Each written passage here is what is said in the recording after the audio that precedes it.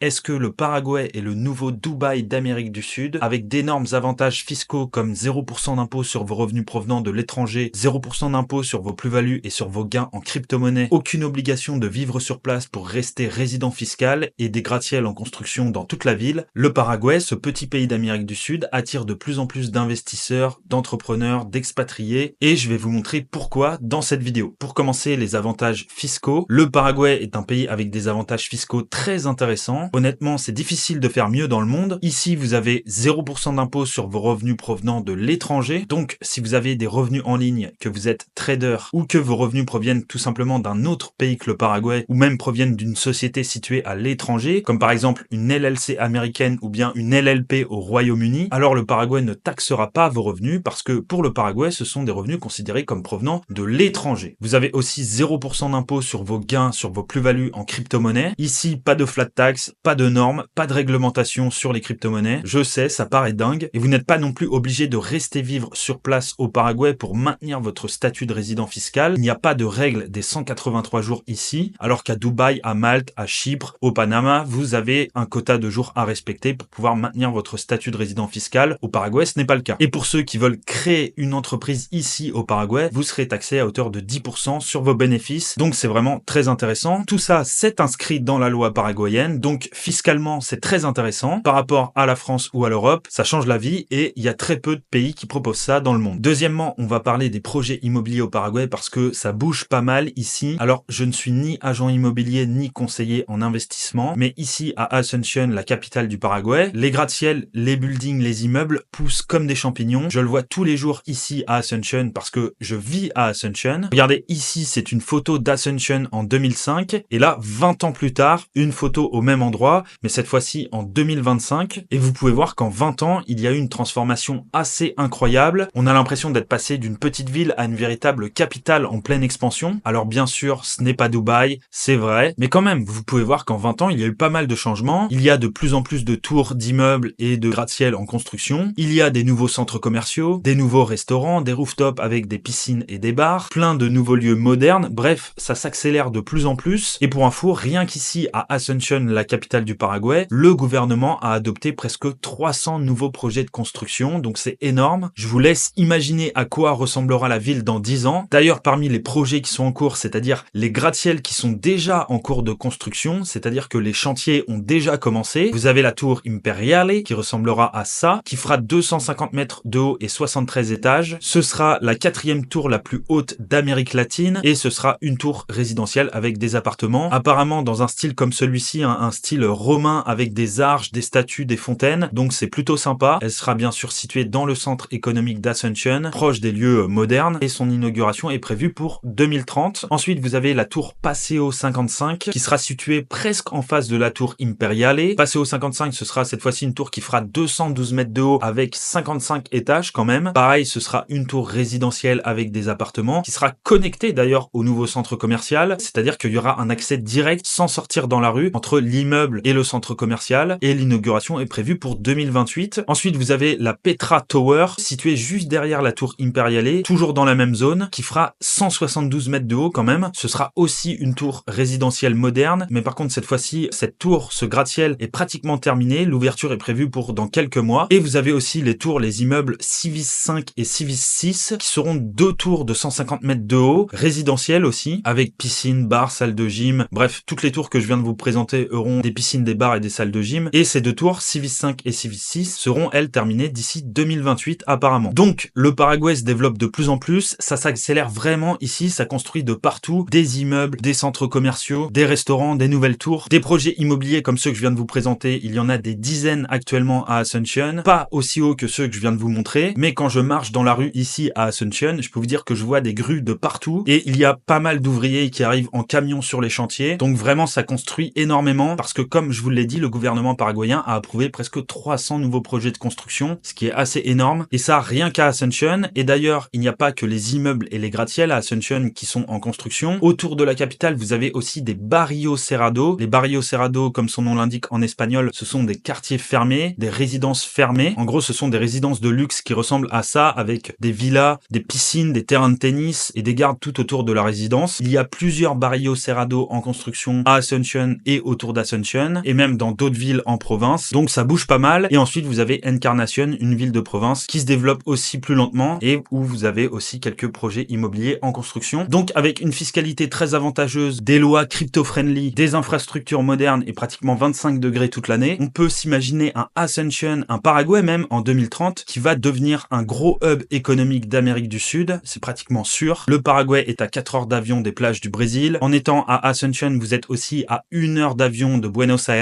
la capitale d'Argentine. Vous êtes aussi à 4 heures de la Colombie. Donc c'est vraiment sympa et je vous invite vraiment à vous intéresser au Paraguay parce que c'est vraiment un pays qui va dans la bonne direction contrairement à beaucoup de pays d'Europe. Mais je n'ai pas terminé. Au niveau des infrastructures, ça se développe aussi très rapidement. Il y a des nouvelles routes qui ont déjà été construites au Paraguay et des autoroutes. Il y a aussi des ponts modernes qui ont été construits et inaugurés. Et ça continue parce que le gouvernement paraguayen a approuvé la construction d'une autoroute surélevée de 4 km dans la capitale qui servira à fluidifier le trafic parce que, il faut l'avouer, ça bouchonne pas mal ici à Ascension. Donc le Paraguay investit de plus en plus dans la construction de nouvelles routes et de nouvelles autoroutes. Le gouvernement et le président ont aussi annoncé la construction du grand hôpital d'Ascension, ce qui est une très bonne nouvelle parce que cela veut dire que le système médical au Paraguay se modernise, même si les soins médicaux de base, médecins, dentistes, ophtalmos, sont très bien. Il faut avouer que quand il s'agit de problèmes plus complexes qui nécessitent de la chirurgie ou même des opérations délicates avec des gros problèmes de santé, le Paraguay n'est pas le meilleur pays, ça il faut être honnête, mais la construction de ce nouvel hôpital est un signe que ça progresse. Le Paraguay va aussi construire un nouveau stade de foot pour la Coupe du Monde en 2030. Le stade ouvrira en 2028, il va ressembler à ça. Donc pour tous les amateurs de foot, même s'il y a déjà plusieurs stades dans la capitale à Ascension, vous pourrez vous y rendre. Et le Paraguay va aussi accueillir la Coupe du Monde de skateboard en 2026 et il y aura une étape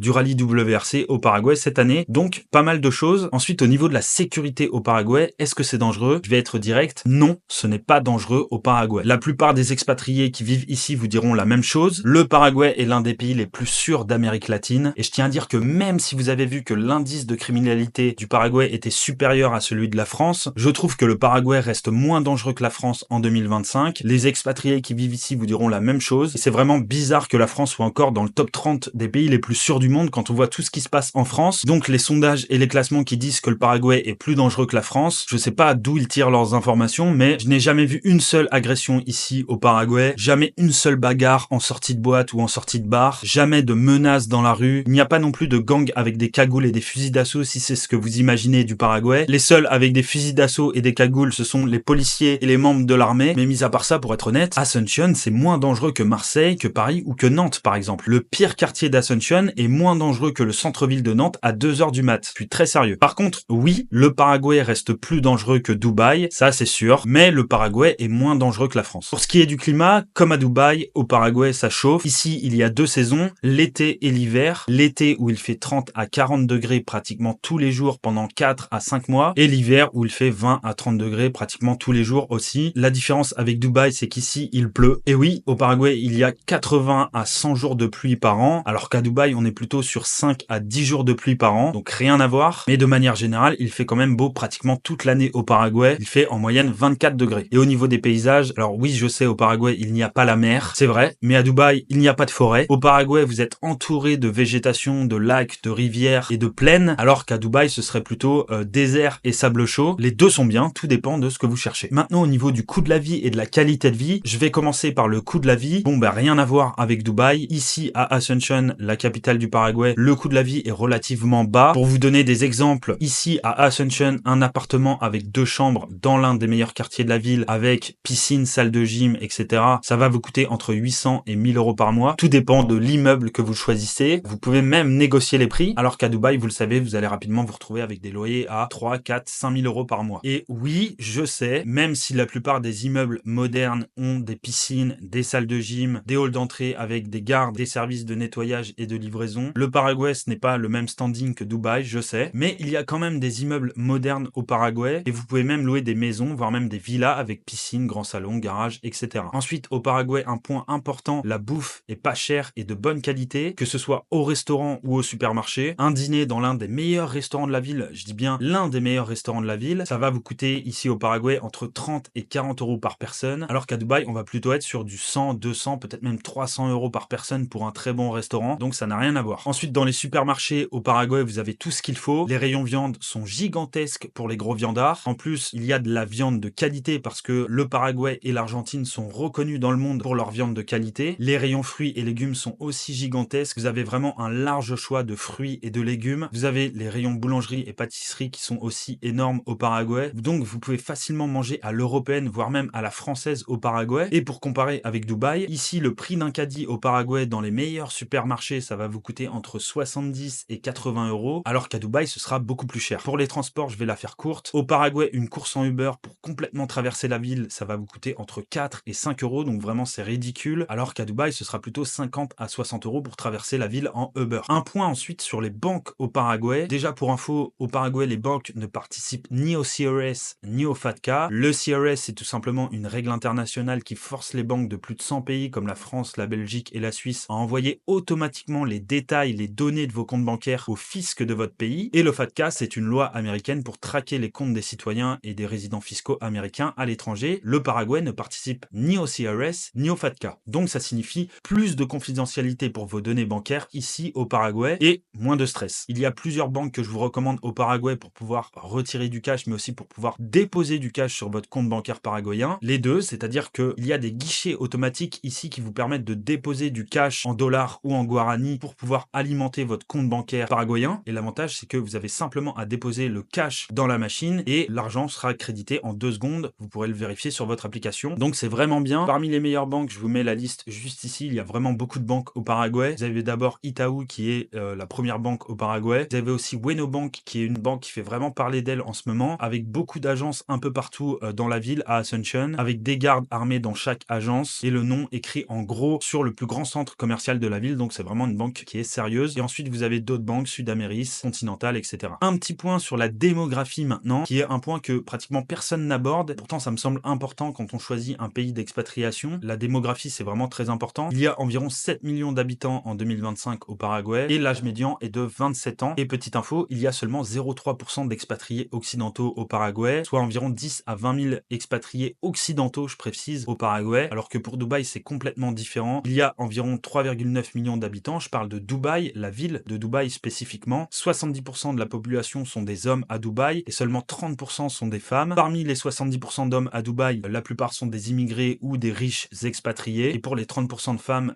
qui vivent à Dubaï, c'est pareil, la plupart ce sont des expatriés qui gagnent très bien leur vie. Donc si vous êtes un homme à Dubaï, bon courage sur le marché de la drague à Dubaï. La compétition là-bas est vraiment très élevée. À Dubaï, vous serez probablement en concurrence avec des hommes qui sont plus riches et plus beaux que vous. Et oui, l'amour, ça coûte 500 € à Dubaï. Et pour finir, un dernier point sur la culture, sur la vie locale et sur l'intégration. Je trouve que c'est assez facile de connecter avec les locaux au Paraguay. C'est facile de s'intégrer ici. Alors oui, il faut parler espagnol. C'est pratiquement obligatoire parce que pratiquement personne ne parle anglais ici. Mais honnêtement, ce n'est pas la langue la plus dure à apprendre. L'espagnol, ça s'apprend facilement. Ensuite, j'en ai déjà parlé dans une précédente vidéo, mais je trouve que dans le comportement, dans l'humour, dans la communication de manière générale, je trouve que le comportement des Paraguayens match vraiment très bien avec le comportement des Européens. C'est assez facile, je trouve, de se faire des amis et de connecter avec les gens ici, qui je trouve, moi, n'était pas le cas quand j'ai vécu en Europe de l'Est et en Asie. Donc si vous êtes français, belge, suisse ou même canadien, vous arriverez facilement à vous intégrer et vous ne serez pas exclu de la société, vous ne serez pas non plus considéré comme un étranger, comme c'est le cas dans beaucoup de pays dans le monde. Vous pouvez facilement vous intégrer ici au Paraguay. Voilà, c'est pour toutes ces raisons que je vous conseille fortement de vous intéresser au Paraguay. Une fiscalité avantageuse, un coût de la vie intéressant et une qualité de vie aussi intéressante, un climat agréable, une bonne croissance économique, une bonne stabilité aussi politique. J'en ai pas parlé, mais la politique au Paraguay est assez stable depuis plusieurs années. Au niveau de la sécurité au Paraguay, c'est ok, ça reste moins dangereux que la France. Et le secret bancaire au Paraguay. Bref, le Paraguay coche vraiment beaucoup de cases, donc vous devriez vous y intéresser. Le but, c'était pas de critiquer Dubaï dans cette vidéo, mais simplement de vous montrer qu'il n'y a pas que Dubaï quand on choisit de s'expatrier ou de choisir une destination fiscale. Il y a aussi des pays comme le Paraguay qui ne font pas beaucoup de bruit, mais qui pourtant sont vraiment des bonnes options quand il s'agit d'expatriation fiscale. Et d'ailleurs, il y a de plus en plus de gens qui viennent au Paraguay pour devenir résident fiscal. Je le vois toutes les semaines dans les rues, il y a de plus en plus d'étrangers. Et avec mes partenaires paraguayens, on accompagne aussi de plus en plus de francophones à devenir résident fiscal ici au Paraguay. Il y a de plus en plus de gens qui arrivent. Si vous avez des questions, posez-les-moi en commentaire et j'y répondrai. Et pour qu'on vous accompagne, moi et mes partenaires paraguayens, à obtenir votre résidence fiscale ici au Paraguay, cliquez sur le premier lien dans la description pour réserver un appel offert et on prendra en charge votre demande. Mettez un like, abonnez-vous et moi je vous dis à très vite pour une prochaine vidéo. Hasta luego.